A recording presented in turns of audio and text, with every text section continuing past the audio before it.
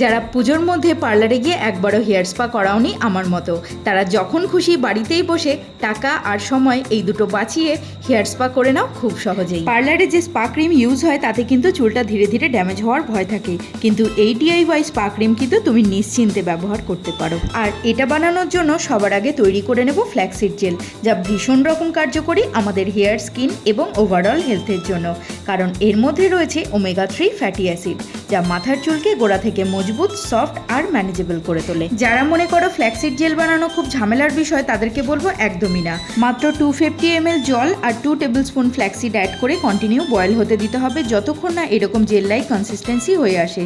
এরকম হয়ে গেলে গরম অবস্থাতেই ছেঁকে ফেলবো। পরবর্তী যেটা করছি সেটা হলো 1 চামচ কর্নফ্লাওয়ার আর 1 চামচ চালের গুঁড়ো ঠান্ডা 1 কাপ জলে গুলে ভালো করে বয়েল করে নিচ্ছি যতক্ষণ না এটাও ঠিক ক্রিমের মতো ঘন হয়ে আসে। চুলের জন্য কর্নফ্লাওয়ার একটি কার্যকরী ঘরোয়া উপাদান হিসেবে ব্যবহার করা হয়। চুলে এক্সট্রা ভলিউম আর টেক্সচার অ্যাড হয় কর্নফ্লাওয়ার ব্যবহারের ফলে, এতে চুলের স্টাইলও ধরে রাখা যায়। চালের গুঁড়ো ব্যবহার করছি কারণ এতে চুলের গোড়া শক্ত হবে, চুলকে নরম এবং উজ্জ্বল করে তুলবে, এছাড়াও এক্সট্রা ভলিউমও অ্যাড হবে চুলে। এরপর যখন কর্নফ্লাওয়ার আর চালের গুঁড়োর মিশ্রণটা ঠিক ক্রিমের মতো ঘন হয়ে আসবে, তখন ফ্ল্যাক্সিড জেল আর এই মিশ্রণটা একসাথে মিক্সিতে একবার ঘুরিয়ে নিলেই তৈরি হয়ে যাবে DIY হেয়ার স্পা ক্রিম।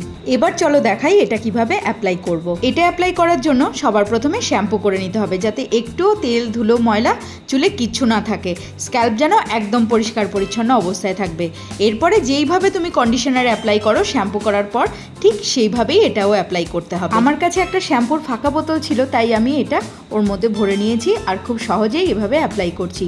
চুলের গোড়া থেকে আগা পর্যন্ত পুরোপুরি ভিজিয়ে নিয়েছি, আর তারপর দেখো চুলটা কতটা নরম আর উজ্জ্বল হয়ে উঠেছে মাত্র একবার অ্যাপ্লিকেশনের ফলে। মাত্র 15 মিনিট রেখে প্লেন জল দিয়ে ধুয়ে নিয়েছি।